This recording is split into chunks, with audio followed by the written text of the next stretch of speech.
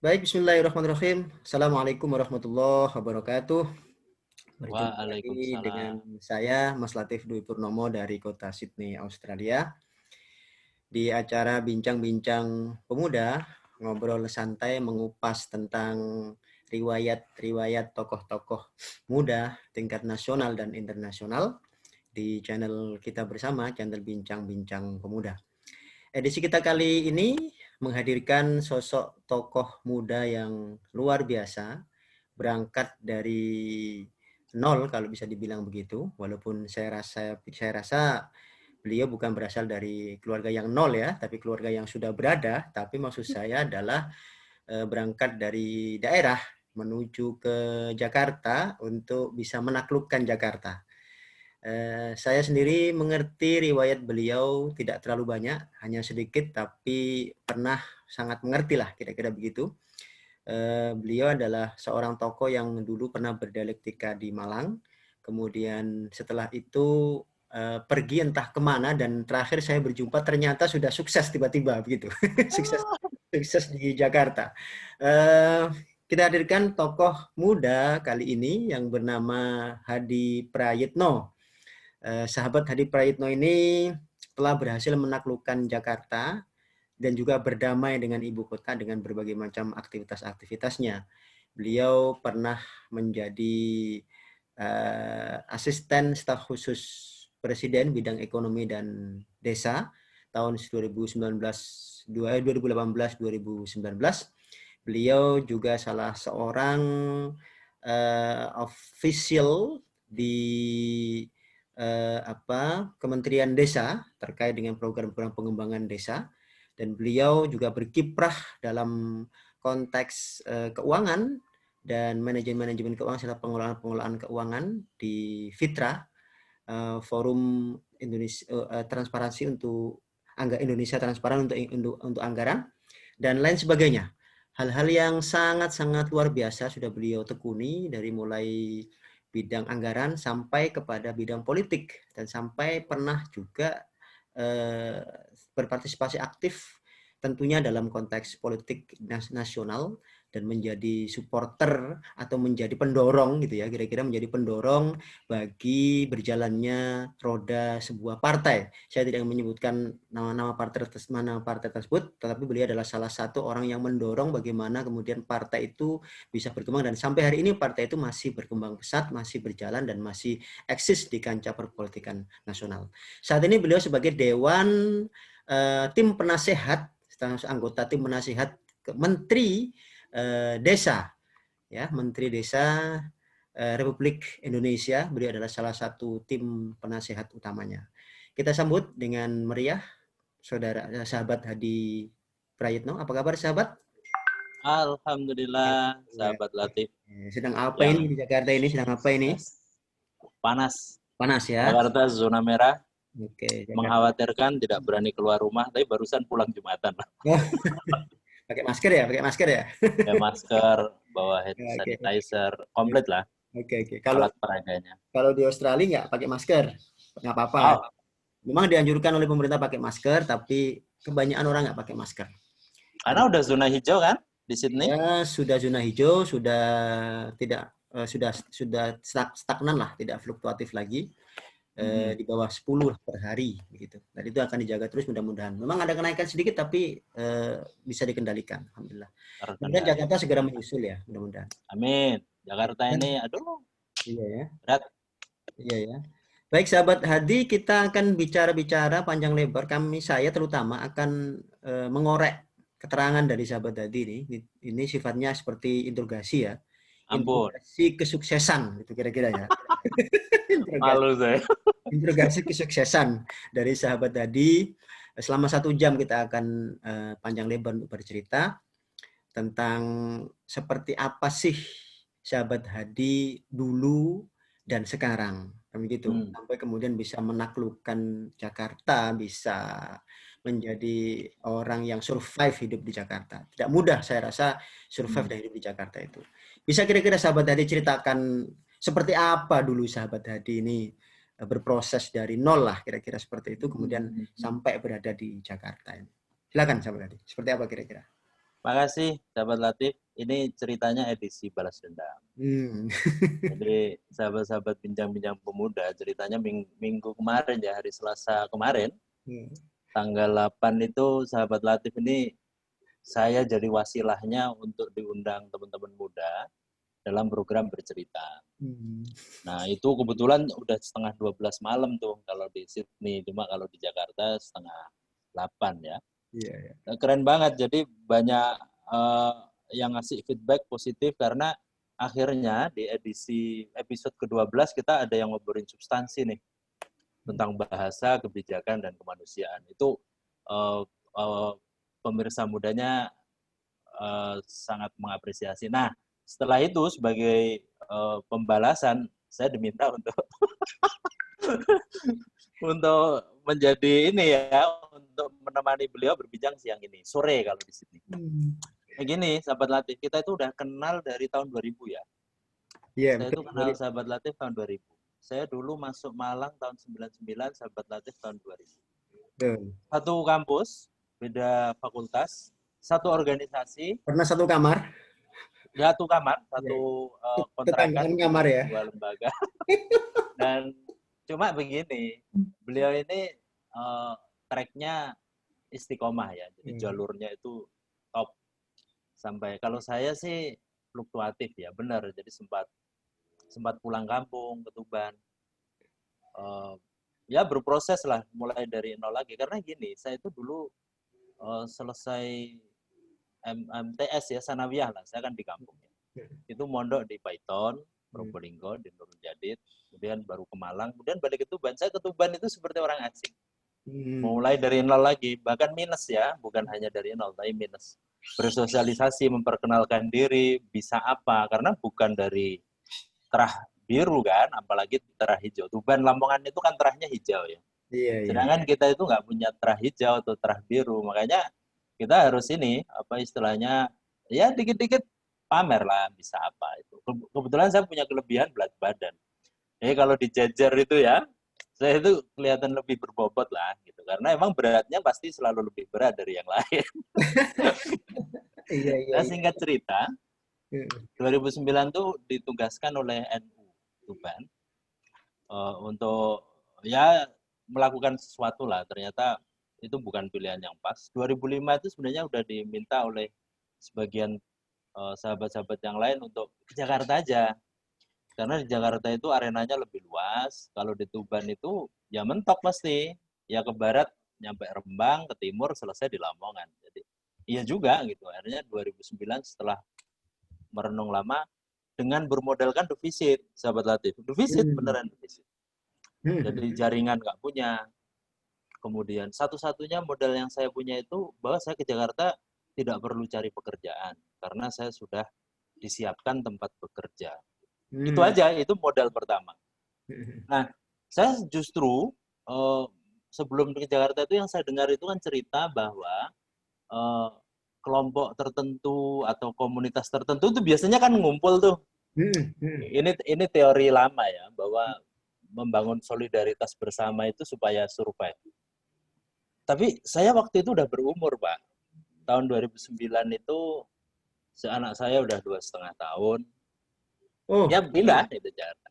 Saya berpikir kalau saya ngerepoti sahabat-sahabat lain yang sudah di Jakarta, itu akan menambah beban. Kan sahabat Latif tahu sendiri berat badan saya kan di atas rata-rata, nggak mau jadi beban.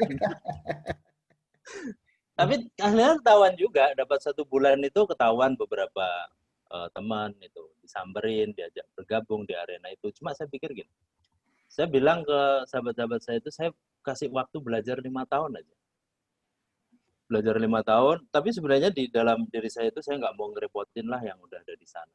Saya masih ingat ada dulu senior di pondok itu ada Mas Anas Nasihin, kemudian ada Mbak Anggi ya, kemudian ada sahabat saya Didi Suyuti, ada teman seangkatan saya di IPNU itu sahabat Arif Rohman yang sekarang wakil Bupati Blora.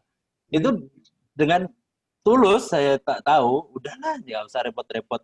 Saya waktu itu langsung kerja di Fitra kan. Cuma saya bilang begini, saya defisit pengetahuan yang kebetulan tidak ditekuni oleh yang lain. Nah, waktu itu kan Sahabat Latif tahu saya biologi dulu kan. Betul, betul. Kemudian aktif jadi pekerjaannya di sektor-sektor itu lagi, pemberdayaan, pendampingan. Kemudian di Jakarta ada tantangan nih, masuk di tema yang public policy, public financial management, yang ternyata nggak banyak kok sahabat-sahabat kita. Saya harus bisa. Saya akhirnya pilihannya ya, satu, bertahan hidup, 2,5 tahun Pak anaknya. Kemudian yang kedua, saya harus menambah ilmu. Karena gini, kalau kita pengetahuannya nambah, pasti pergaulannya akan berkembang gitu Iya. kan.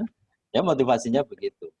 Cuma di sektor itu, di transparansi anggaran, kemudian di public financial management itu kan ada arena lain juga yang disebut dengan ruang publik ya. Jadi kami ngomong apa, penelitian apa, itu biasanya mudah sekali jadi referensinya media. Nggak butuh waktu lama, kira-kira 2-3 bulan akhirnya kepala ini nongol lah di media.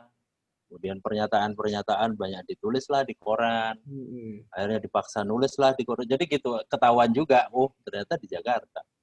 Nah, cuma begini, saya itu mulai bergaul dengan sahabat-sahabat yang dulu di Malang, atau yang dari Tuban, atau yang dari mana lah ya, itu officially itu ya intensif itu 2013. Bayangkan dari 2009 baru 2013 bergaul. Artinya apa? Saya udah ya udahlah, jadi insya Allah saya akan bergaul tanpa ngerepoti sahabat-sahabat saya yang lain. Dan alhamdulillah bisa sih, bisa gitu. Cuma ya itu tadi, 1,5 tahun pertama itu seperti in-house training, jadi lahap betul saya mengunyah pengetahuan itu, khususnya di sektor itu ya. Leading lah. Nah akhirnya pergaulannya luas. Jadi sahabat Latif pernah saya cerita dulu di Medan, saya itu akhirnya berteman dengan siapa saja. Arena-arena yang justru tidak di circle kita, jadi circle lain sama sekali. Dicapnya sebagai, ya saya mendeklar sebagai apa? Sebagai spesialis on budget policy. Jadi kalau nggak kita sendiri yang ngasih stempel itu terus siapa? Nunggu Pak Latif juga belum ngasih sertifikat kan, makanya pada kitanya kebisaannya apa? Budget policy. Itu aja udah, jadi nekat sambil belajar. Gitu. Nah, akhirnya ini temennya jadi banyak banget, jadi udah lintas batas ideologi, komunitas, primordial, dan ya alhamdulillah bertahan sampai sekarang. Insya Allah belum pernah ngerepoti sahabat-sahabat yang lain lah. Kira-kira itu perjalanannya sahabat Latif. Jadi singkat. Nah terakhir saya akhirnya ini, oh ya sahabat-sahabat yang lain kayaknya perlu tahu. Saya terakhir itu pernah minta bantuan sahabat Latif untuk beliau ini menjadi salah satu master kita. Jadi kita tuh rekrutmen 42.000 pendamping desa ya, masih ingat ya sahabat Latif ya. Saya baru-baru rekomendasi. Sumatera Utara itu saya punya sahabat, punya saudara gitu kan, dulur, ini harus masuk ini barang kan. Beliau itu sebelum berangkat ke Australia, itu bisa dicek itu sertifikatnya itu Master Trainer Kementerian Desa. Nasional. Hukumnya pasti tinggi. itu sahabat Latif. Pelan-pelan sih. Master trainer itu bukan terjun ke desanya ya, tapi melatih para pendamping desa di tingkat provinsi itu, bukan main ya kan? Ya, betul itu. Dan dulu ditanyain siapa nih Mas Latif? Mas Latif itu core of the core, ahlinya ahli di Sumatera Utara. Pokoknya yang kita punya pulpen kan bisa taruh siapa. Iya. Main masuk aja ya kan. Makanya orang-orang di Sumatera Utara yang bergelut di bidang pedesaan pada kaget, ini siapa ini? Biasanya hanya dosen UINSU kok tiba-tiba bisa masuk ke ranah ini ya. Tapi ya itulah berkat sahabat kita, teman kita yang sudah survive di Jakarta ya, yang sudah mengetahui bagaimana celah-celahnya ya, seperti sahabat Hadi ini ya. Kalau tidak ada sahabat Hadi ya tidak mungkin saya bisa merasakan bagaimana nikmatnya menjadi master trainer pendamping desa ya, dari Kementerian Desa dan bisa ngerjain 42.000 orang lah ya. Betul itu. 42.000 orang kita termasuk ya kan? Baik sahabat Hadi, Sahabat bisa masuk ke berbagai macam lini ya. Pernah di Kementerian Desa, kemudian pernah menjadi asisten staf khusus Presiden Republik Indonesia Joko Widodo di tahun 2018-2019. Apalah yang sahabat rasakan ketika berada di kementerian-kementerian ini sebagai seorang pemuda, sahabat? Apakah sahabat kemudian punya diberi andil, diberi wewenang untuk melakukan perubahan-perubahan apa misalkan, atau ada hal-hal yang signifikan yang sahabat pegang yang kemudian bisa sahabat selesaikan terkait posisi sahabat sebagai seorang pemuda. Ini perlu juga Ya, kita cari informasinya nih. oke. Ini sebenarnya pertanyaan yang kalau dijawab itu susah banget ya. Yo, Ini seperti berita acara pemeriksaan. ini bukan Jadi ujian gini, tesis ya.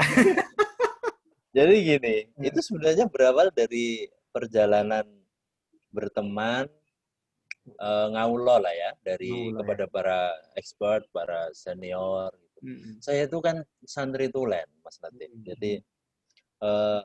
sejak kecil itu model komunikasi saya itu ketika lihat orang yang lebih tua itu selalu teringat Sayyidina Ali ya, pesan-pesan beliau itu kan, sayangi yang lebih muda, kemudian Mm-mm. hormati yang lebih tua. Jadi termasuk yang saya itu jadi begini, saya suka dengan ya kalimat-kalimat mulianya Sayyidina Ali karramallahu wajhah itu kan, seperti beliau ngasih, itu jadi melekat ya, Mm-mm. sebagai ilmu lama itu, ana abdun liman alamani walau harfan. Mm. Jadi santri itu kira-kira begitu ya. Kenapa santri harus rela cium tangan kiai? Karena ya saya itu seolah-olah jadi hamba gitu ya. Mm-mm. Rela jadi pesuruh, khodam bagi orang yang mau mengajari saya walau satu huruf. Gitu. Makanya saya banyak berteman dengan mencari guru yang secara nggak langsung maupun langsung. Saya banyak bertemu dengan orang-orang baik yang dengan tulus ikhlas ngajarin, Mm-mm. ngasih ilmu, diskusi, sharing gitu ya. Mm-mm. Nah, berawal dari situ ketemulah orang-orang, ada yang lebih senior, ada yang seangkatan, tapi dia lebih mapan secara akademik, Mm-mm. pengetahuan, pengalaman. Ya saya nyusu aja pada mereka. Cuma pendekatannya kan selalu punya prinsip mencari teman yang baik ya. Betul. Mencari teman yang baik, suportif itu. Jadi pendekatannya ini awalnya semuanya pertemanan. Mm. Nah, sampai akhirnya selesai mengabdi ya, di Fitra 2015 bulan Mei, bulan Juni nyantri lagi gitu kan ke Mm-mm. Profesor Ahmad Erani Yustika, Oh. yaitu guru besar uh, Fakultas Ekonomi dan Bisnis Universitas Brawijaya. Ya santri juga beliau itu, NU Tulen gitu ya. Pernah jadi Direktur Eksekutif Indef. Nah kebetulan beliau waktu itu menjadi anggota Dewan Nasional Fitra. Jadi Mm. orang baik yang ya pakar, baik, soleh, itu komplit lah paketnya. Nah Mm. kemudian beliau jadi dirjen di Kementerian Desa. Mm. Saya waktu itu jadi deputi sekjen di Fitra. Dipanggil nama beliau bulan puasa 2 Ramadan. Ya udah, membantu orang baik itu insya Allah barokahnya luar biasa. Ada Mm. apa mudo apa, itu keyakinannya, itu susah ditukar. Nah dari situ masalah kemudian peran saya itu seperti apa sebenarnya? Ya kebayang, sahabat Latif. Jadi membantu di level birokrasi itu, kalau jabatan politiknya kan menteri nih.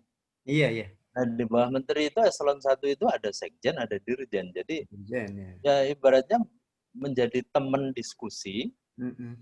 sebelum mengambil keputusan oleh Pak Dirjen itu, ya kebayang lah. Beliau itu kan punya otoritas untuk ambil keputusan.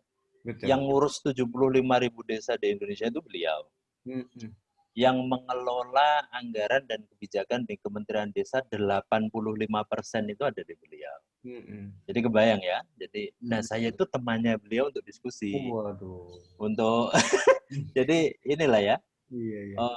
Ya kita kan non birokrasi ya, cuma Mm. posisinya sebagai tenaga ahli Mm. utama, kemudian Mm. ya teman diskusi, teman ngobrol. Akhirnya dari awalnya yang 1, 2, 3 orang Mm. menemani beliau, kita akhirnya teman-teman dari organisasi masyarakat sipil, dari aktivis itu yang memang momentumnya dapat ya, Mm. kita bentuklah Pokja di dalam.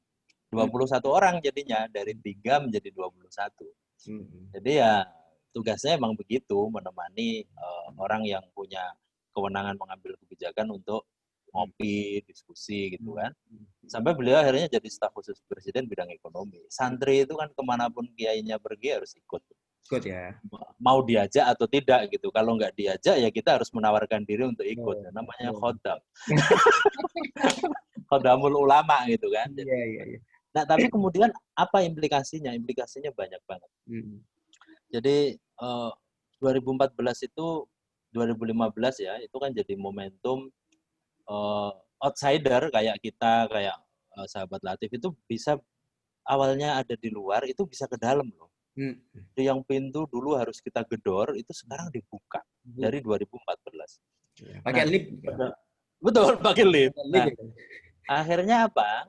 Rombongan para reformis yang di luar dulu, karena tidak diberi ruang di dalam, itu kesempatannya untuk dibawa ke dalam. Iya. Jadi getting reform from the inside, gitu kan?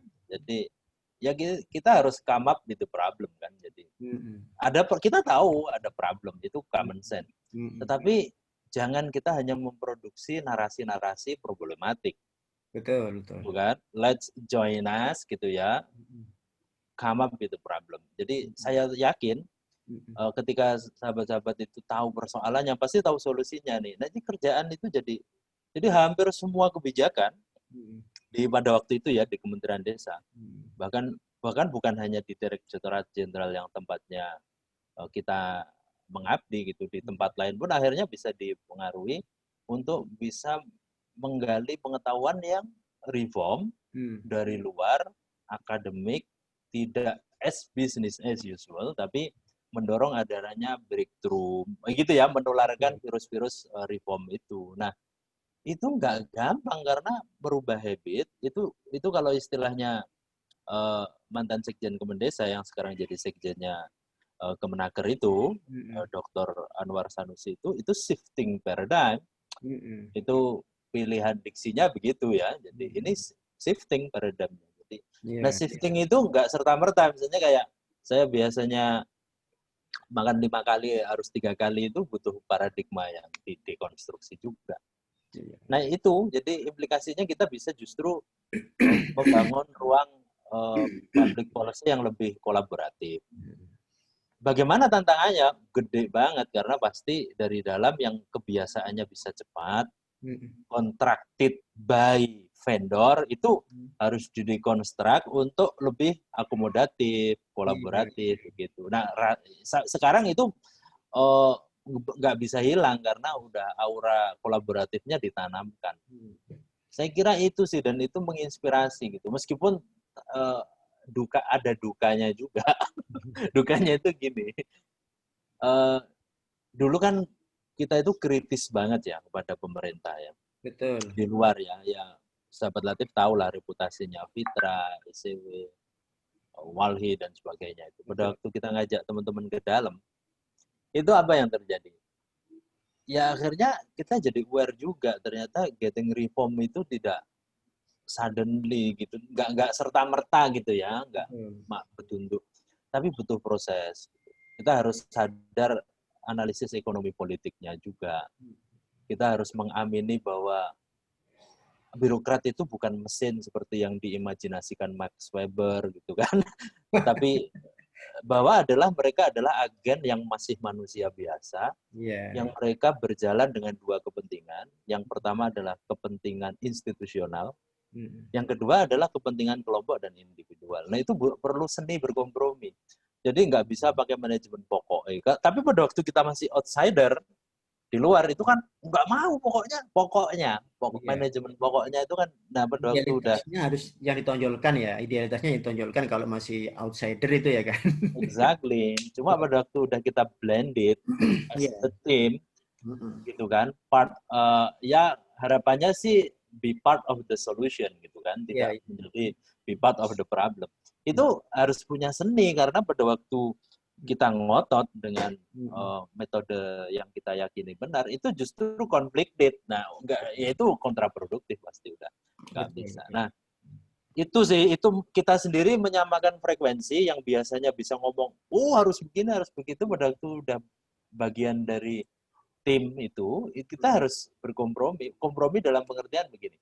Kalau dulu itu zero reform, sekarang kita bringing the reform. Yang dulu nggak ada reform itu. Setelah kita ada di dalam, setidaknya 50% harus ada reformnya. Ada win-win Itu. solution-nya ya. Exactly. Jadi memang harus berkompromi, kolaboratif ya benar. Harus win-win solution. Tapi dulu sempat ada yang mengkritik begini, kalau kalian di dalam berkompromi ya keluar aja. Oh siap, kita siap keluar. Tapi ya akan kembali jadi zero reform. Kalian emangnya mampu mau gitu dari luar. Nah itu sih sebenarnya itu kan kita kalau yang menghargai ilmu pengetahuan itu kan sadar ya bahwa ya ada proses gitu ya, endless apa ya, apa istilah never ending proses lah. Jadi kita nggak bisa pakai manajemen instan. Oh kalau kita hadir semua masalah selesai, nggak ada cerita.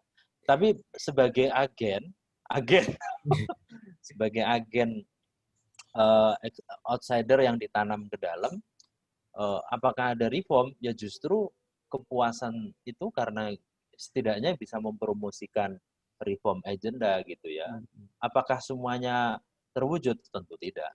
Omong kosong kalau kita bisa reform sekejap mata. Karena reform yang ekstrim bisa dieksekusi itu ketika ada momentum. Misalnya kayak COVID ini ya. COVID ini menurut saya momentum. Kita tidak pernah punya presiden sebelumnya 75 tahun bahwa kita bisa membuat satu peraturan pemerintah pengganti undang-undang yang di dalamnya berisi satu pasal yang dia bisa membatalkan beberapa pasal di dalam 14 undang-undang yang lain. Itu butuh momentum. Yang itu justru jadi bottleneck nih selama ini. Dan itu cukup karena ada COVID, kemudian nggak ada perlawanan politik. Ya udah jalan aja. Makanya sekarang akselerasi itu bisa dilakukan gitu. Tapi apakah, nah begitu itu maksudnya kerja-kerja reform ke dalam sistem itu kalau mau yang ekstrim hasilnya butuh momentum. Nah kita itu kan dalam kondisi yang nggak ada momentum, makanya momentumnya diciptakan pelan-pelan. Betul. Itu suka dukanya sih, gitu ya. Kalau ya memang ini ya semangat awalnya itu kan memang ngabdi ya, ngawulo Pak Latif, ngawulo senior, ngawulo ulama gitu kan. Ulama dalam pengertian di sini ulama ekonomi ya gitu ya, ahli iqtisodiyah istilahnya, ahli ekonomi. Isa-isa bahasa Arab aku gara-gara intensif. Gara-gara intensif Stein Malang ya. Luar biasa itu. Iya. Ya itu memang sebenarnya. Untuk meraih sebuah kesuksesan kan tidak bisa instan ya sahabat tadi ya. Kita juga tidak bisa memaksakan idealisme kita untuk bisa diterima orang lain ya. Kita juga tidak bisa memaksakan ketika kita di dalam harus sama seperti pemikiran kita ketika kita di luar, ketika kita belum melihat sesungguhnya seperti apa gitu ya. Bahwa ruwetnya birokrasi, ruwetnya tatanan-tatanan pemerintahan yang penuh dengan berbagai step itu memang harus dilalui. Tapi kan secara ideal tidak juga harus ditinggalkan bahwa apa yang kita inginkan, sebuah bentuk, sebuah platform yang baik, yang bagus itu juga harus terrealisasi ya dalam program-program di dalam kementerian yang saya tadi alami itu ya. Ya itu sebuah pengalaman yang luar biasa menurut saya. Mungkin bisa juga digunakan oleh para pemuda kita, para generasi muda kita yang saat ini sedang berkecimpung di organisasi, bahwa idealisme memang dibangun secara masif ya ketika masih di luar. Ketika di dalam idealisme tetap ada, tetapi bagaimana kemudian merealisasikan idealisme itu harus juga melibatkan konsep-konsep kompromi. Tapi kompromi kan bukan berarti kita kalah kan begitu ya. Tapi menang, tapi dengan berbagai macam cara supaya win-win solution lah kira-kira gitu. Kalau dalam konteks komunikasi itu komunikasi persuasif namanya itu. Komunikasi yang memang tidak kemudian menjatuhkan orang lain ya. Komunikasi memang tidak kemudian menganggap orang lain tidak bisa, tapi tetap dianggap bisa dan kita bisa mempengaruhi mereka secara tidak langsung. Itu luar biasa sahabat hati ini. Jadi saya coba aja jelas apa yang sahabat sampaikan itu memang harus seperti itu ya. Ketika di luar masih idealis dan ketika dalam melihat realitas tapi tidak meninggalkan idealis. Kan banyak juga sekarang yang ketika dulu idealis ketika di dalam tahu ada celah-celah yang bisa menumpuk kekayaan, ya Ya, terakhir masuk kan sahabat tadi ya, kita iya, iya, banyak iya. sih Betul. contoh-contoh seperti itu sahabat tadi ya. Ya, Teman-teman yang ketika duduk di luar, ketika di dalam ternyata makin melihat sebuah nilai material yang tinggi dan terpengaruh kan gitu ya. Dan sahabat itu kan iya, iya. tidak terpengaruh. Walaupun saya tahu sahabat tadi kaya, mobilnya banyak, Wush, rumahnya banyak, tapi dia ampun. dihasilkan dari hal-hal yang memang sesuai dengan jalur dan prosedur. Itu saya yakin itu kan gitu sahabat tadi. Wasatiyah, sahabat Latif. Masa iya. Kita ini kan tidak Iya, penyuka menu ekstrim ya. Jadi terlalu betul, pedas juga nggak suka, terlalu manis apalagi. betul, Nah, betul. kita itu kan biasa diajarkan dari kecil ya wasatiyah aja. Jadi Iya, iya, iya, iya. nggak ekstrim itu nggak bagus kok. Jadi Hmm. itu sih. Ya tapi kan itu tadi bagian dari strategi of survive ya. Hmm. Sahabat Latif di Medan itu nggak mungkin seperti sekarang yang seterus terang ini misalnya. Hmm. Bahwa ya bahwa saya sekarang adalah ini dulu kan harus berstrategi Oh juga iya, iya, supaya iya, iya. supaya nggak digebukin kan jadi Iya. itu kan berstrategi jadi Sebelum itu punya bagian kuku dari mana berani kita melakukan betul seperti itu sahabat tadi kan iya gitu. Iya. iya iya nah sama sebenarnya nah itu sebenarnya modalitas juga pada waktu kita itu kan pada waktu kelamaan berada di komunitas yang homogen gitu ya ini Mm-mm. mohon maaf ya dan merasa mayoritas. Ini Mm-mm. penyakit mayoritarianisme nih. Ini pelajaran yang saya peroleh dari Mbak Alisa Wahid itu biasanya kita itu kalau udah merasa besar di kelompok sendiri Hmm. itu jadi arogan. Iya ya, Nah, begitu. akan itu alamiah itu. Akan nah Mm-mm. kedua, tapi kalau kita mau bergaul lebih luas, ngopi Mm-mm. adoh, luwih adoh Mm-mm. gitu, Mm-mm. kita akan lebih tahu nih celah di mana kita bisa ya sometimes soft gitu kan, sometimes Mm-mm. sharp gitu kan. Mm-mm. Ya sesekali kita harus ini apa proporsional aja. Makanya berteman memiliki uh, irisan dengan berbagai macam komunitas di luar kita tumbuh dan berkembang. Ketika kita merasa superior itu Mm-mm. penting untuk mengasah mental ini ya, Mm-mm. emosional aja. Jadi Iya nggak ya. tidak mudah melayang lambung pada waktu dipuji, Mm. tapi juga tidak inferior ketika dicaci maki biasa aja jadi bahwa yang penting prinsipnya kan ya seberapa bermanfaat kita gitu Iya. mau jadi personal mau jadi Mm-mm. official mau dalam kondisi cukup atau berkekurangan yang penting kan harus tetap bisa memberi manfaat nih nah itu aja sebenarnya ya Mm-mm. yang bisa di ya itu pelajaran umum kok itu Iya. prinsip-prinsip yang sebenarnya bisa dicari tahu gitu. Nah itu Betul, udah betul. kita terima sebagai pelajaran dan pembelajaran kebijaksanaan yang kita dengar dari kecil. Tinggal kita masih ingat enggak gitu. Karena itu biasanya kalau baru mau diamalkan biasanya nggak Mm. enak tuh karena ada godaan. Oh, di sana sebenarnya lebih menarik tuh. Gitu sih ya. Itu aja sahabat Latif. Saya kira sih Mm. kita tinggal punya keberanian untuk tidak buru-buru kaya, Mm. tidak mudah terpancing untuk tiba-tiba populer, kemudian tidak mudah tergoda dengan kemewahan yang dimiliki oleh orang lain itu modal aja sih. Jadi Iya ya. tapi kalau udah orientasinya aduh aku pengen cepet punya ini, punya itu atau pengen cepet sepopuler itu mereka gitu ya susah itu. Iya. Karena kan yang memanage itu ya diri kita sendiri. Dan Kalau sebenarnya saya sih sih bisa sahabat hati lakukan ya, karena sahabat hati berada dalam lingkaran-lingkaran kekuasaan pusat ya. Untuk cepat dapat materi, cepat populer itu mudah saja, tapi ya nanti takutnya ketika di atas cepat juga jatuhnya ya sahabat ya. iya sih, karena kan kita ini gandol ya, sahabat Iya. Latif ya. Pada waktu posisi masih gandol, itu pada waktu kita udah abuse gitu ya, menyalahgunakan, ada moral hazard ya sudah. Karena gini, kita kan jangan memperpendek umur lah. Jadi Betul, betul. kalau kita punya keyakinan kita akan hidup 40 tahun lagi, ya kita harus nandur nih sekarang. Nandurnya apa? Reputasi. Mm-mm. Reputasi menurut saya sih, karena kalau kita reputasi, yang kedua ya berteman gitu ya, membangun kekeluargaan dengan yang lain. Karena kalau udah ini reputasinya buruk ya teman kita sendiri pun kadang-kadang nggak mau manggil lagi gitu, sekedar untuk ngajak ngopi aja males lah gitu.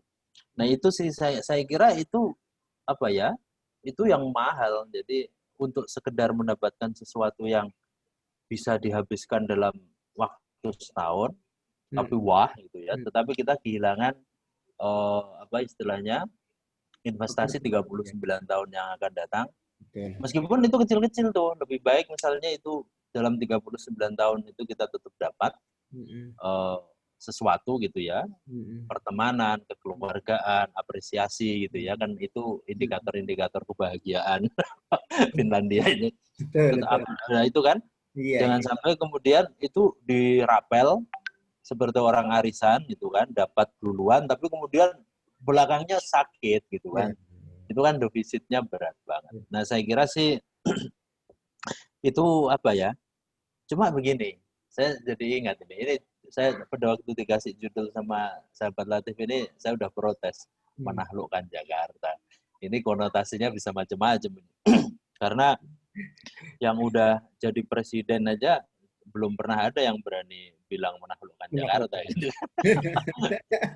Tetapi ya kecuali memang kita kemudian pindah ke Kalimantan Timur karena Jakarta udah nggak ibu kota negara lagi, ya oke lah kita taklukkan. Cuma prinsipnya begini, kita pada waktu bisa bertahan aja di sebenarnya bukan hanya Jakarta ya, seperti sahabat Latif di Australia atau bahkan waktu itu dari Malang ke Medan itu bisa bertahan, tidak defisit yang pertama, yang kedua tidak ngerepotin orang lain, itu menurut saya udah keren banget tuh. Nah ya setidaknya udah bisa ngurus dirinya lah gitu, karena kan ini arena pencarian ya. Lalu apakah itu udah disebut sukses? Relatif. Karena ada orang yang memiliki indikator sukses itu ketika berlimpah materi. Betul. Tapi ada yang mengatakan indikator sukses itu ketika gelar akademiknya udah double-double gitu ya. Jadi ya SS gitu ya, SPD, MSI, MPD, kemudian PhD doktor misalnya gitu kan, double-double gitu ya. Ada yang posisi politik Pak, ada yang jadi ini, jadi itu gitu ya. Tetapi ada juga yang mengatakan reputasi. Jadi, nah ini kan relatif ya. Sukses itu dalam pengertian apa? Kalau saya begini, selama kita tidak defisit, selama tidak merepotkan orang lain, selama meskipun sedikit, gitu ya, tapi udah bisa memberikan manfaat kepada orang lain, itu sukses kita udah. Jadi udah improvable. Jadi udah improvement itu. Jadi udah improvement. Nah, apakah tetapi ya nggak bisa dibilang kemudian wah aku sukses. Cuma kata yang sana nih, oh belum, saya lebih sukses. Kan kita tidak untuk dikomparasi, jadi tidak untuk diperbandingkan level of survival-nya satu orang dengan yang lain. Buat apa juga gitu kan? Karena toh kita ini di hadapan Gusti Allah juga sama aja. Gitu. Sama. Oke, sahabat hati, luar biasa. Terima kasih, itu mungkin menjadi sebuah sugesti ya untuk anak-anak muda sekarang, untuk para kader-kader kita, generasi-generasi kita di bawah kita ya, apalagi ya yang saat ini sedang berdialektika dalam organisasi, agar supaya tidak terlalu menggebu-gebu untuk mengejar hal-hal yang menurut mereka kesuksesan, tetapi mati hanya sebentar, yang setelah itu habis. Kan ini kan yang menjadi masalah saat ini kan, banyak tokoh-tokoh muda yang ya sangat moncer reputasinya, tapi tidak lama, hanya sebentar saja, hanya sekitar setahun 2 tahun moncer, tapi setelah itu hilang karena memang terpengaruh oleh ya materi-materi yang ada di depan mata, yang ketika berada dalam lingkaran itu, lingkaran kekuasaannya dalam tanda kutip, sebagaimana yang bisa dialami beberapa waktu yang lalu, itu mereka silau ya dengan itu, tapi sahabat itu tidak. Nah ini kembali ke substansi sahabat tadi. Kemudian ketika sahabat tadi menjadi asisten staf khusus presiden bidang ekonomi itu, ini kan saya rasa bidang desa itu bidang yang baru ya di asisten di staf khusus presiden ya. Ini apa sahabat tadi yang dikerjakan? Boleh tahu nggak itu? Membocorkan sedikit ya, supaya betul. yang lain tahu gitu. Jadi jadi dulu itu Hmm. karena staf khusus presiden tahun 2015-2018 itu kan baru berapa gitu ya. Kemudian ditambah lagi ada baru yang ngurus ekonomi dan desa. Kebetulan yang jadi staf khusus kan masih mantan Dirjen PPMD Kementerian Desa juga gitu ya. Ya kiai saya gitu. Saya sebagai khodamnya aja. Nah, di situ itu strategis banget karena ibaratnya feeding policy feeding, kemudian policy review yang berkaitan dengan ekonomi, dengan desa gitu ya. How well is it being done gitu kan? Seberapa bagus sih itu udah bisa dikerjakan. Itu ada di meja situ. Jadi timnya banyak sih. Ada sekitar 20 orang gitu ya. Jadi 5 asisten. Jadi saya itu satu dari 5 aja gitu. Kemudian ada sekitar 15 atau 10 saya lupa itu pembantu asisten. Kemudian ada admin. Nah, itu kerjaannya tiap hari itu analisis lah karena memang di situ itu kan analisis dari ada yang ngurusi sektor desa, ada yang ngurusi UMKM, ada yang ngurusi ketenaga kerjaan, ada yang fiskal, ada banyak lah ini. Jadi kerjaannya di situ. Nah, itu sebenarnya melakukan refleksi, review dan proyeksi kerjaannya tim ini. Itu tiap hari, sahabat Latif. Jadi setiap hari itu harus ada feeding yang disampaikan oleh tim-tim ini. Kebetulan tim ini kan sudah dibubarkan ya. Jadi per Oktober 2019 itu masa tugasnya kan sudah selesai. Habis ya. Itu udah selesai dan sekarang nggak tahu ya ada lagi nggak ya staf khusus bidang ekonomi dan desa. Kayaknya ada cuma nggak ada desanya. Dan mungkin timnya tidak sebesar pada waktu itu. Nah itu tiap hari jam 7 itu harus ada bahan yang disampaikan kepada presiden tiap pagi. Even Sabtu Minggu. Jadi no holiday lah gitu ya. No holiday. Itu tiap hari. Karena apa? Ini sebenarnya kan akselerasi nih pada waktu mesin instrumen birokrasi dan kelembagaan itu dulu dicatat update-nya harus weekly, itu kan kelamaan tuh 7 minggu. Padahal momentum terkait dengan ekonomi itu termasuk satu sektor yang dulu public perception-nya rendah. Nah, makanya di tim staf khusus itulah yang bekerja untuk ini ya speed up. Jadi ya tetap primer data itu dari kementerian lembaga, cuma tim ini juga mencari dan mengkonsolidasi kemudian membuat analisis dan feeding. Nah, itu yang dilakukan. Artinya kita bisa berada di dalam satu ruang yang ibaratnya kalau kita mau iseng gitu ya, ngasih advice yang iseng gitu, itu pun bisa sampai ke kepala negara gitu. Iya, betul. Jadi tapi kan ada moralitas yang harus dijaga ya. Jadi ya kita punya prinsip harus amanah, harus itulah jadi tetap quality control-nya dijaga. Nah, di situ itu anak-anak muda yang luar biasa. Saya itu sebenarnya menemani aja gitu ya. Tugasnya ikut ngopi gitu ya. Kalau ada tamu nyambut. Tapi yang kerja itu yang muda-muda. Nah, ngasih ide ya, ngasih ide yang kalau tidak dari sahabat tadi idenya mungkin kurang pas gitu ya kira-kira ya. Enggak juga. Di situ tuh ekonom-ekonom keren banget. Ekonom-ekonom muda. Ada yang dari CSIS, dari UNER, dari Sydney juga ada. Kemudian ngumpul lah itu ya, anak-anak muda yang keren-keren itu. Nah kita ini kan karena kebetulan usianya lebih tua aja, jadi pura-puranya ya ikut baca gitu ya, ngasih feedback gitu. Tapi yang nggak banyak karena mereka sendiri sebenarnya udah almost perfect gitu ya, pikiran-pikiran dan ya sebenarnya menemani supaya mereka comfortable aja dengan pekerjaannya karena kan hektik ya. Mulai dari pagi, kadang-kadang jam 12 malam itu mereka masih baru selesai daily review tentang global economic perspective. Kebayang kan?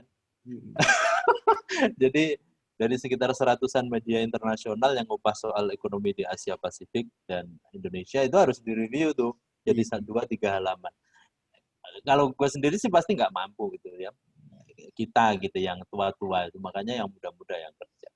Nah itu apa ya ada sugesti aja bahwa ternyata talking the policy gitu kita pernah loh berada di arena yang kalau kita ibaratnya guyonannya itu mau ngasih iseng aja itu bisa dibaca oleh presiden. Iya betul. Nah, itu sampai ke situnya. Apalagi yang ini beneran. Tapi kan memang waktu itu tugasnya beneran. Nah kebetulan setelah ada tim ini 2018, 2019 itu economic performance and perception-nya naik cukup signifikan karena public responnya itu benar-benar diperhatikan. Jadi mulai dari pagi sampai sore itu pernyataan-pernyataan publik tentang sektor kebijakan ekonomi itu kan pasti ada aja tuh yang mengkritik, memberi masukan. Nah itu direspon dalam pengertian ini yang harus langsung ditindaklanjuti, ini yang memang harus dijawab secara verbal, melalui media, melalui rilis, itu memang dilakukan. Jadi ya naik lah gitu ya, improvement lah. Ada improvementnya, senang juga gitu. Senang juga sih pernah jadi bagian dari tim yang keren itu gitu ya. Itu dream team menurut saya sih, the dream team. Keren banget itu. Oke. Wah, luar biasa. Memang artinya kan bidang desa yang sahabat tadi tekuni dari dulu ya. Dari dulu setelah Pak Sahabat Hadi luar biasa di budget policy, kemudian masuk ke Kementerian Desa, kemudian menjadi asisten staf khusus Presiden bidang ekonomi dan desa, itu sebuah bidang yang saat ini sedang diunggulkan kan di Indonesia, di mana desa itu kan menjadi sebuah prioritas program utama pemerintahan Jokowi ya, membangun Indonesia dari desa, itu kan slogan yang luar biasa itu. Nah, sahabat tadi berada di tempat yang tepat ya, tempat yang di mana kebijakan-kebijakan itu langsung bersentuhan dengan orang nomor satu dan diaplikasikan di desa. Sampai hari ini saya melihat sendiri desa sudah agak luar biasa maju ya, bisa dibilang 300% lah kenaikan kapabilitas kemampuan desa untuk mengelola diri sendiri itu sudah di atas 200%, 300% kalau saya mengatakan. Di kampung-kampung kita di daerah saya, Lamongan, itu ketika saya pulang saya sudah terheran-heran melihat jalannya sudah bagus, BUMD-nya sudah ada, kemudian dana bantuannya juga tidak seret gitu ya, tidak telat, tetap terus ada dan transparan gitu ya. Lalu pengelolaan yang lain, pemberdayaan ekonomi masyarakat juga naik tinggi, apalagi masa pandemi ini satu orang dapat subsidi 300.000 per bulan, sahabat tadi. Itu kan luar biasa. Saya rasa teloran-teloran ide dari orang-orang seperti sahabat tadi ini ya, yang berada dalam lingkaran presiden pada saat itu dan saat ini. Oke, dan ternyata sahabat tadi kan tetap survive ya ketika selesai dari lingkaran di wilayah istana, kemudian keluar di tahun Oktober 2019 kemarin.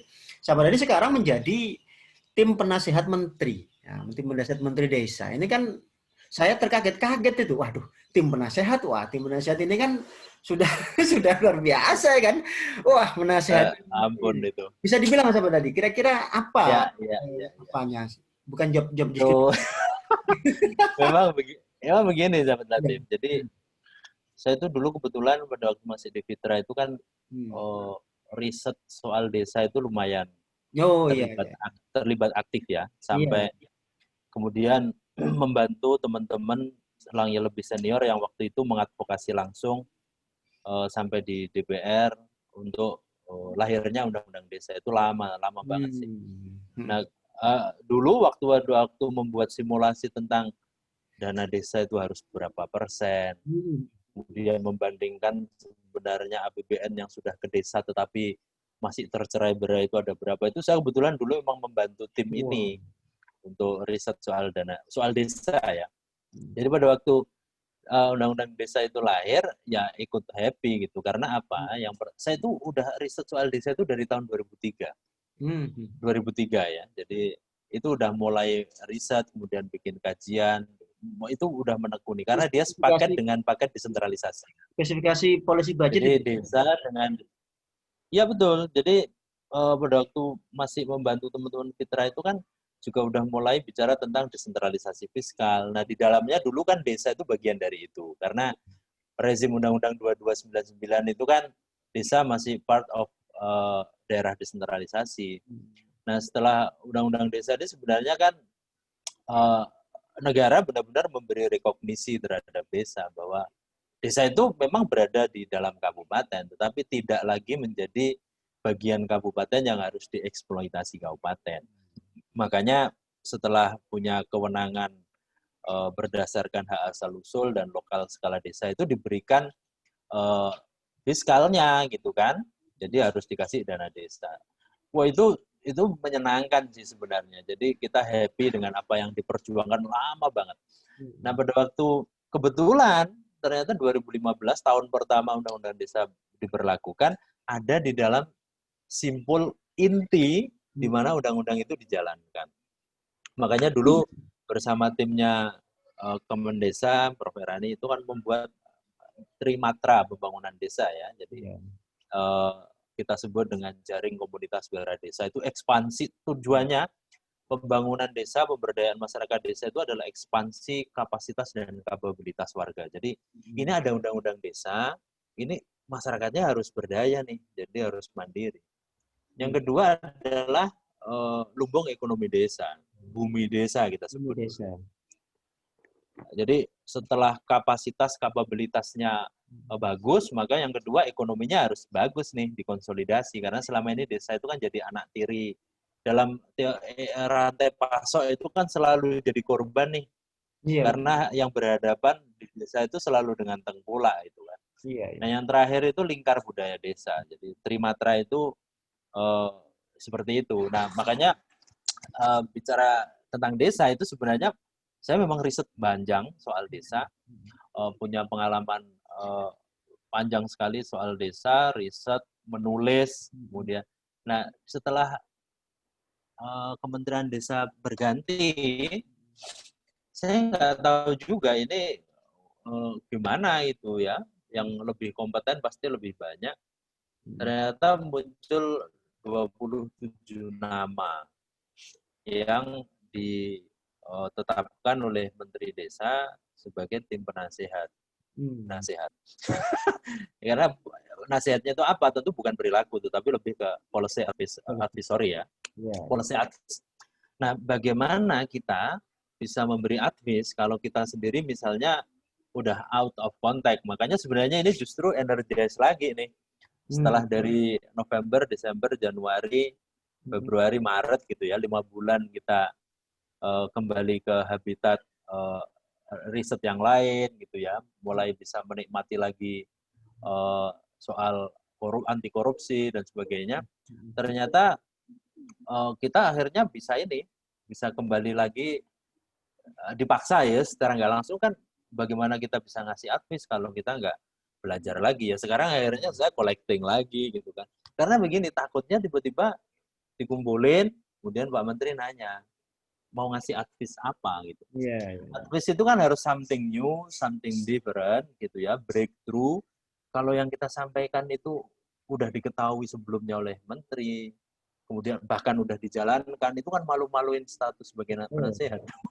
Nah, itu sih justru memang ada satu hal yang perlu ya. Desa itu sebenarnya dulu kita juga memberi kritik. Jadi kita di dalam, tetapi kita mengkritik juga. Karena peraturan pemerintah nomor 43 gitu ya, tahun 2014 yang kemudian diubah jadi peraturan pemerintah 47 2015, diubah terakhir jadi peraturan pemerintah 11 2019, itu di dalam kajian akademik kita itu ternyata mereduksi intisari dari undang-undang desa justru. Makanya kita pada waktu di dalam itu ngasih rekomendasi ini harus direvisi. Jadi makanya 2 PP pertama yang lahir sebelum diberlakukan itu kita advokasi juga, dari lebih gampang karena kita bisa langsung sampaikan ke Setnek, sampaikan itu. Makanya di dalam juga tetap advokasi karena nature-nya begitu. Nah, yang sekarang masih perlu dilakukan itu sebenarnya kan itu tadi apa yang menjadi mandat undang-undang desa dalam 5 tahun ke depan itu harus bisa dituntaskan. Soal anggaran, soal pelayanan dasar, infrastruktur, oke lah. Tetapi soal kapasitas, kemudian kapabilitas warga, itu rasa public participation, kemudian governance di desa itu masih jadi PR. Karena kalau yang awal-awal tadi itu kan memang sifatnya permukaan gitu ya. Jadi itu front page-nya.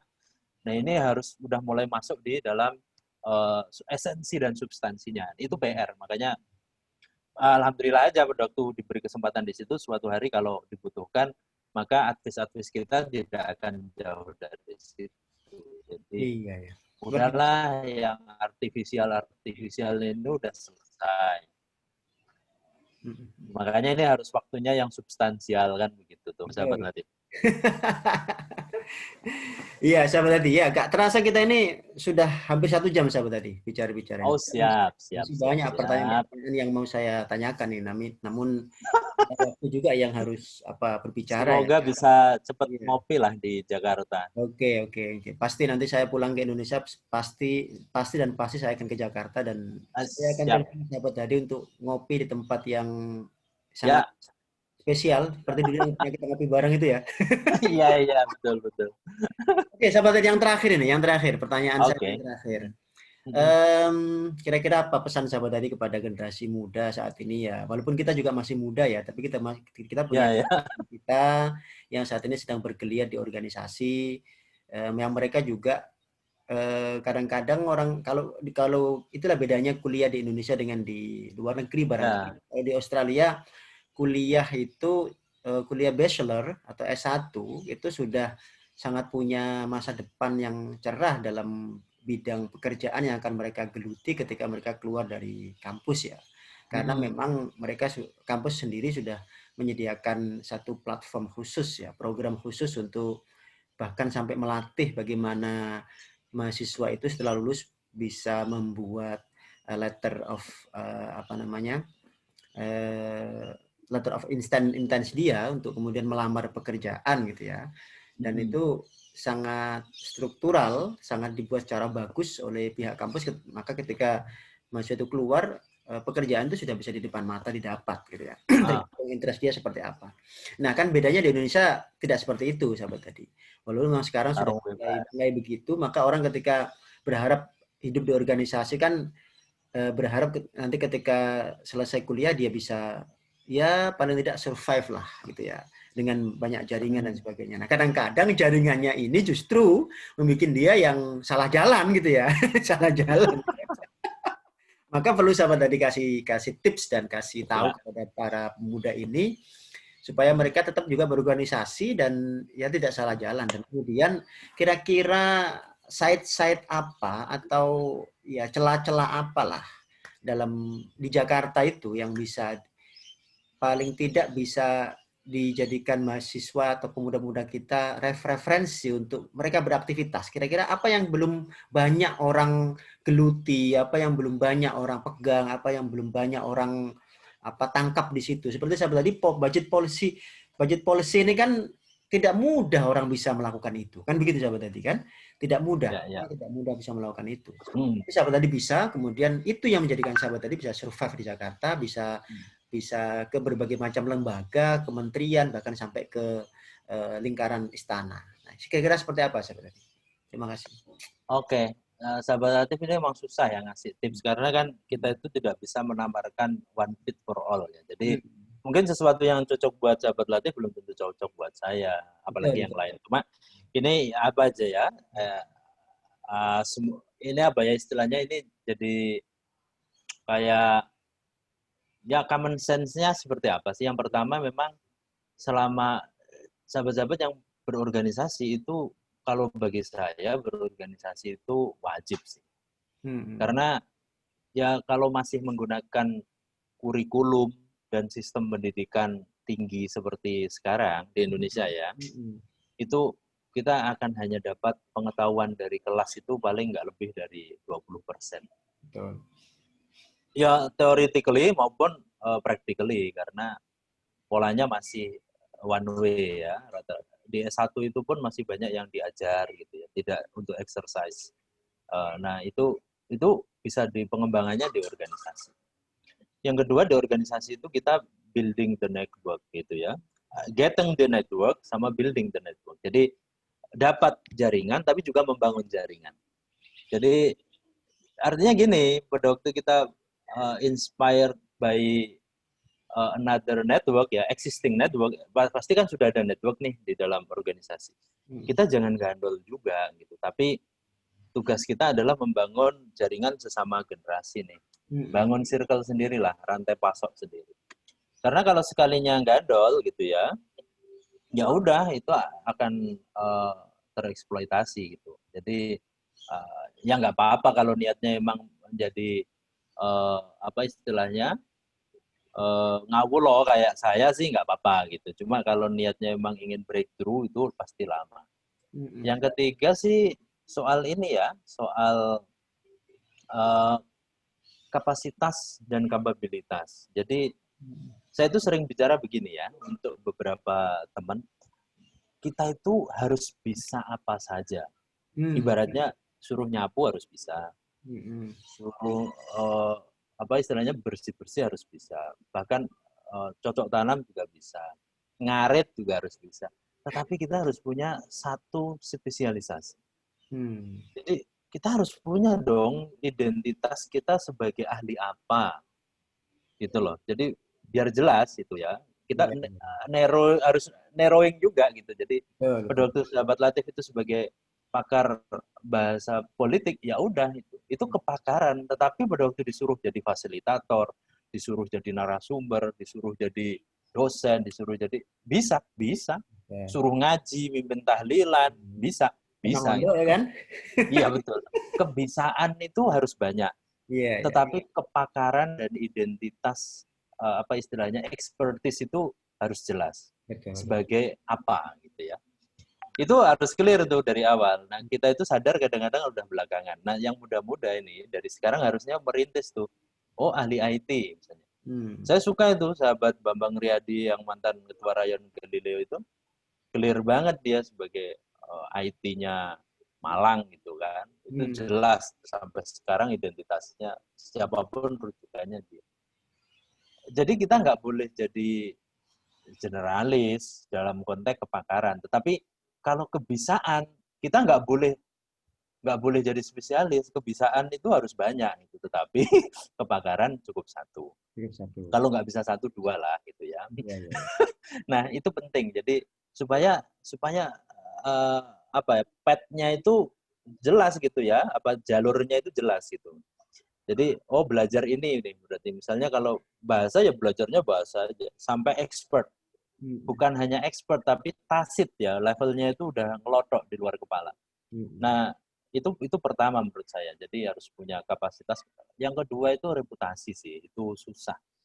Jadi jangan tergoda untuk ambil advantage gitu ya, somehow benefit gitu ya, yang sebenarnya kita sadar itu belum hak kita. Karena ya itu udah jadi kutukan, itu udah pasti. Pada waktu kita tergoda untuk mengambil hak dari yang bukan hak kita gitu ya, mengambil sesuatu dari yang bukan hak kita, itu udah syarikoh, itu udah nyolong. Nah itu pasti akan jadi karma itu. Udah orang akan ingat-ingat, misalnya sehebat apapun kita di ujung usia 40-an, tetapi pada waktu orang reflect ke belakang bahwa oh enggak itu dulu nyolongan atau korap lah atau apa, itu pasti akan merusak. Makanya reputasi ya, jaga itu. Nah, yang ketiga ini sebenarnya tombo hati. Ya kalau mau ngawulo itu jangan salah pergaulan lah. Jadi ya cari referensi pertemanan dengan orang-orang yang punya reputasi baik gitu. Kumpul wong kang soleh kumpulono lah kalau dalam bahasa. Itu ini setidaknya kita akan ketularan istilahnya Kiai Khalil Tuban itu asarut thayyibah gitu ya. Minal musahabah. Jadi akan kebawa kok kalau jadi kan gini aja pada waktu saya ditanya hatiku sopo sih, oh temannya Mas Latif, oh pantesan orang Mas Latifnya baik, itu di taklim muta'alim saya kira cukup clear ya. Jadi bukan berarti kita ya. kita bukan berarti eksklusif, enggak sih, betul. Iya. Betul. Jadi kalau kita tapi pada waktu dia cari referensi orang, nanya, dia itu siapa? Oh, temannya dia. Pada waktu yang ditunjuk itu temannya itu ternyata menurut orang yang men-tracking kita itu baik. Oh, percaya wis gitu kan, karena kita berteman dengan orang baik. Dan menurut saya itu penting. Jadi jangan gaya-gayaan kemudian jadi fuck boys, bad boys, yang kemudian itu dicatat karena sekarang udah era digital. Kita salah senyum aja ketika itu udah terdokumentasi, itu sampai bertahun-tahun nggak hilang itu. Jadi ya itu sih menurut saya 3 itu aja sih. Punya spesialisasi, kemudian reputasi, apa tadi itu Dan yang ya bergaul dengan orang-orang yang tepat. iya. Itu sih sahabat latih. Oke, luar Tentu biasa. ini tidak one fit for all ya. Ya, Orang thank ya, you. ya, Thank you. sebenarnya luar biasa. Kata-kata mutiara yang luar biasa yang terakhir yang saya sudah diungkapkan Ampun. ini mudah-mudahan bisa diserap oleh banyak teman-teman kita ya, adik-adik kita, pemuda-pemuda kita yang saat ini sedang berdialektika di kehidupannya ya, baik di organisasi, di perkuliahan maupun dimanapun. Terima kasih sahabat tadi atas waktu dan Terima kasih nih kehadirannya, ya. kesediaannya, atas kelonggaran waktunya yang diberikan kepada saya khususnya di acara ini. Mudah-mudahan bermanfaat untuk kita Saya semuanya. terhormat sekali nih bisa hadir Bermanfaat. di acara yang super penting ini. Saya yang merasa sangat terhormat sekali karena sahabat nanti bersedia untuk hadir di sini. Mudah-mudahan tidak kapok dan bisa menjadi narasumber kita untuk tema-tema yang lain di lain waktu dan kesempatan. Terima kasih sahabat tadi. Sampai jumpa. Sukses terus untuk karir sahabat tadi. Sukses untuk selama-lamanya survive di Jakarta. Yuk, sahabat latih. Mudah-mudahan tetap di Jakarta sehingga kami nanti ketika ke Jakarta ada tempat yang kita tuju, gitu ya. Oke, siap. Oke, terima kasih sahabat tadi. Salam dari Sydney dan assalamualaikum warahmatullahi wabarakatuh.